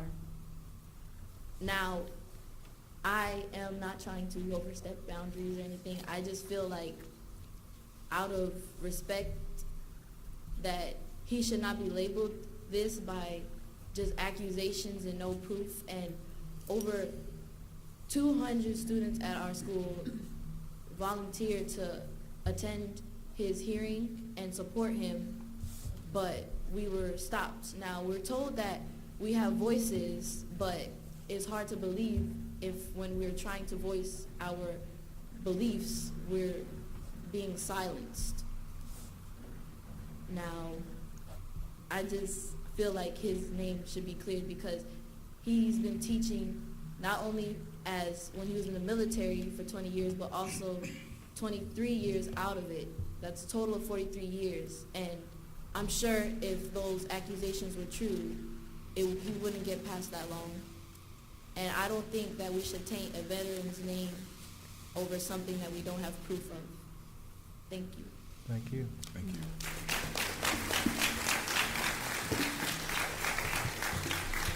Our next speaker is Anne Marie Dawson of 17217 Hafer Road, 77090, on principal misconduct.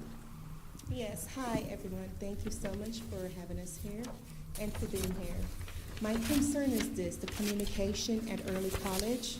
My daughter is a student at Early College Academy, and I have experienced in the past where she was ill, and it took them almost 3 hours to notify me when she was already on her way to the hospital. That was one with the communication issue. Now, with the teacher being labeled such a harsh label, how is it that as a parent, I should have a voice? I should know what is going on and be a part of the decision-making that have to do with my child as a student at Early College. I feel that that was taken from me, and until this, I just found out today when I got a phone call stating that he was terminated. Why? You know, so this is my concern with the communication. I hope there will be more improvement, or at least, not even more, start working on improving with the communication with the parent, because we also have a voice that have something to do with our children, education. We need to know what is going on at the school as well. Thank you. Thank you. Our next speaker is Aman Hameda of 1123 Marnie Lane, 77090, to speak on board conduct. Good evening, board members and staff members. I'm basically, expressing a lot of what has been said previously, but also to say that I'm here to ascertain and establish mine and other parents' concerns with the process of education at Springs Early College Academy. Who is, in my opinion, an outstanding teacher, was terminated. Again, according to my opinion, based upon no real foundation. I was a teacher, I was a high school teacher myself, and I know what it means to make that decision to terminate a teacher or not, and whether it's necessary to do that right in the middle of an academic semester, for example. And a result of which my son, who was a teacher, was a freshman at the college, has been without a teacher in human geography for 3 months, and it's been total chaos. Now, this teacher, I have to say, is the most inspirational teacher that my son has ever had. And I monitor my kids very closely. And the allegations that were made against this teacher were several allegations. And one of those was that he was racist. I am a Muslim, and I will tell you that I am extremely sensitive to any kind of racism in any form. And I know them, they're always there, I know how they act, I know what they say, and I can tell you that this teacher, who, there are so many students that are here today, and parents that are talking about this teacher, especially this one, he might be older, he's old school, but he's nowhere near being racist or discriminatory, and that is based on intellect. to me, it's concerning. You know, I'm a parent. And if this is maybe a pattern that is developing, we're supposed to be concerned for our students' future, for our kids. And most parents will tell you, nobody has inspired the students as much as this teacher has. This is just a fact. And there's a big difference between stating fact and just making allegations or opinions. And I will also tell you something else. Somebody, I know this is a fact, a racist or,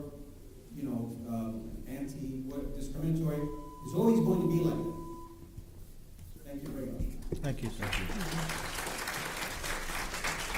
Our next speaker is Alicia Bacchus of 17030 Amarose Drive, 77090. The topic is Ponderosa Elementary. Good evening. My name is Alicia Bacchus, and I am a member of the Parent Advisory Board for Ponderosa Elementary School. I'm also a member of the Parent Advisory Board for the state program at Ponderosa Elementary School. I'm also a member of the CAP at the state program at Ponderosa Elementary School. So I'm deeply involved with the school, and I work closely with the principal. As a member of the Ponderosa Parent Advisory Board and State Parent Advisory Board and volunteer, but most of all parent, I am here to speak on behalf of the students. Ponderosa Elementary has just under 700 students, with 75% of the students being minorities and some with special needs. We must be mindful of the tone we set for our children in terms of what true diversity, inclusion, and tolerance looks like. Microaggressions in the form of insensitive remarks have no place in any organization. Dr. Hannah Hossa said herself that those can be detrimental and are not a joke at any notion. We must be mindful of the precedent we're setting for our children. These babies see all and hear all, not just at home, but at school as well. What you allow is what you encourage. It is my hope and suggestion that Spring ISD considers reviewing and revamping any diversity curriculum they have in place for all staff and faculty members, using this incident as a learning and growing point rather than a pain point prior to any incident that may present itself, as a person training is not as effective as going before the problem. It's easier to get in front of the train than behind the train. The world at this point is watching, and most importantly, our children are watching. Thank you so much for your time. Thank you. Our final speaker is Jasmine Sokovia of 20907 Gateview Drive, 77073, to speak on teacher conduct. Hello, my name is Jasmine Segovia. I want to introduce our movement and what we are all gathered here today to tell you. We are here on behalf of the entire student body and some staff members of Spring Early College Academy. We are gathered here peacefully to present to you our cause. We are here demanding the reinstatement of our teacher that was wrongfully accused and bullied out of his career. We also would like to push for the dismissal of our principal for causing disruption, denying an advanced education, loss of respect and confidence for the student body and the taxpayer of the community that our parents, this representation of fact and poor leadership. We have been peacefully protesting and the decision of the board and demand to be heard because we as a whole are outraged at the tolerance you all have showed towards her, in this case because she used her power and influence against our teacher.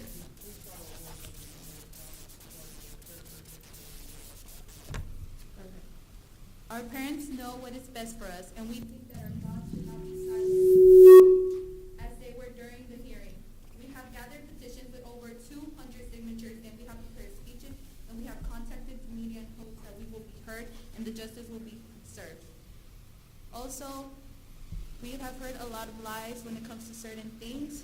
We were told that we were able to go to this trial for a teacher, when in reality we were stopped.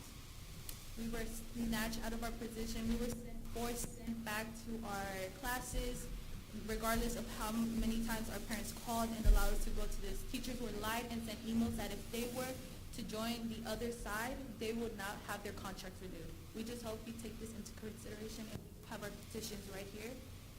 If you guys will please view it. Thank you. Thank you. Thank you.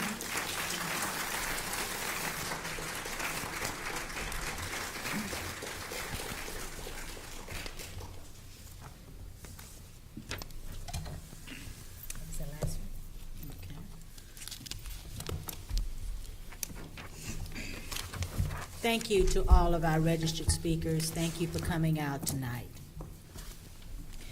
The Board of Trustees will now recess this open session and convene in a closed meeting in accordance with the Texas Open Meeting Act, Section 551.071, for the purpose of a private consultation with the board's attorney on any and all subjects or matters authorized. Texas Open Meeting Act, Section 551.072, for the purpose of discussing the purchase, exchange, lease, or value of real property. Texas Open Meeting Act, Section 551.074, for the purpose of considering the appointment, employment, evaluation, reassignment, duties, discipline, or dismissal of a public officer or employee, or to hear complaints or charges against a public officer or employee. And Texas Open Meeting Act, Section 551.076, for the purpose of considering the deployment or specific occasions for implementation of security personnel or devices or a security audit. No voting will take place in the closed meeting. Any action the board wishes to take as a result of discussions in the closed meeting will take place after the board reconvenes in open session. The time is now 9.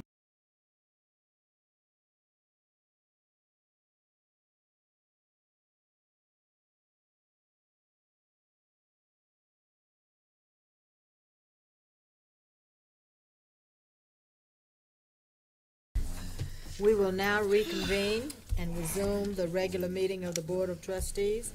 The time is now 11:34 p.m. We will now address the items discussed during closed session. Are there any motions? Madam President, I move that the board approve the superintendent's recommendation to propose the non-renewal of the term contracts of Marcus Johnson, Bill Winters, Sharon Berry Cruiser, and Tony Ruiz, as presented in closed session, and to authorize the superintendent to provide notice of the board's action to the impacted employees pursuant to Chapter 21 of the Texas Education Code. Second. Do I have a second? Okay. It has been moved by Deborah Jensen and second by Justine Durant.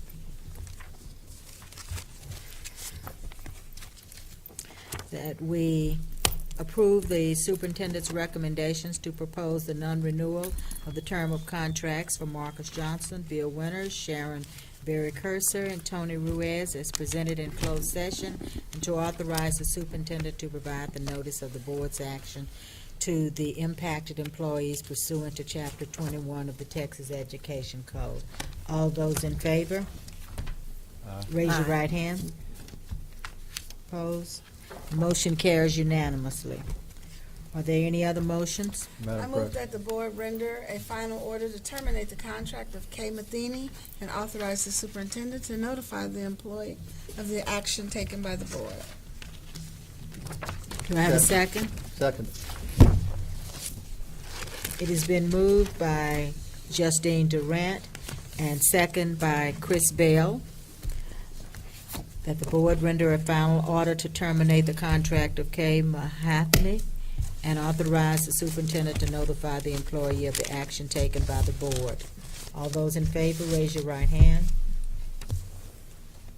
The motion carries unanimously. Are there any other motions? Madam President, I move that the board approve the superintendent's recommendation to terminate at the end of their terms the probationary contracts of Patricia Fraser, Ryan Kirby, Rafael Nicolalis, Reginald Haywood, Diego Rojas, Dana McElroy, Oneida Gage, Johnny Paz, Francesca Gibson, Andrea Camille, Brooks Cousins, Roberta Skivaski, and Amanda Volney as presented in closed session, and to authorize the superintendent to provide notice of the board's action to the impacted employees pursuant to Chapter 21 of the Texas Education Code. Second. It has been moved by Winfred Adams and second by Justine Durant that the board approve the superintendent's recommendation to terminate at the end of their terms the probationary contracts of said personnel as presented in closed session, and to authorize the superintendent to provide notice of the board's action to the impacted employees pursuant to Chapter 21 of the Texas Education Code. All those in favor, raise your right hand. The motion carries unanimously. Are there any other motions?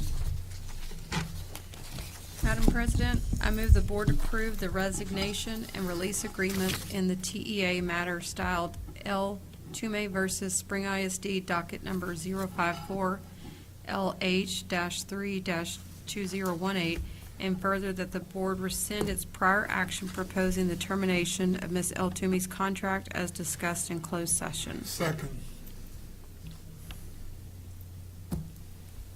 It has been moved by Jana Gonzalez and seconded by Don Davis that the board approve the resignation and release agreement of the TEA matter styled L. Toomey versus Spring ISD docket number 054 LH-3-208, and further that the board rescind its prior action proposing the termination of Ms. L. Toomey's contract as discussed in closed session. All in favor, raise your right hand. The motion carries unanimously. Are there any other motions?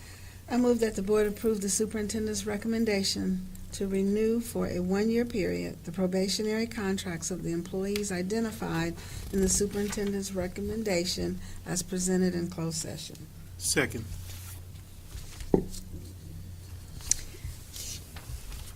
It has been moved that the board approve the superintendent's recommendation to renew for a one-year period the probationary contracts of the employees identified in the superintendent's recommendation as presented in closed session.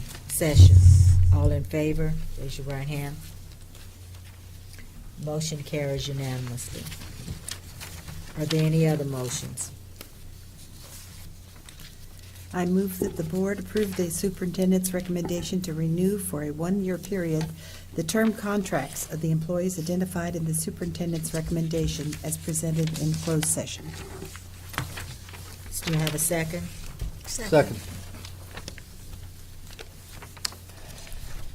It's been moved that the board approve the superintendent's recommendation to, it was moved by Deborah Jensen and second by Chris Bell, that the board approve the superintendent's recommendation to renew for a one-year period the term contracts of the employees identified in the superintendent's recommendation as printed in closed session. All those in favor, raise your right hand. The motion carries unanimously. Are there any other motions? Move we adjourn. Second. There are no other items on tonight's agenda, so it has been moved by Justine Durant, second by Don Davis, that we adjourn our meeting. All those in favor? Aye.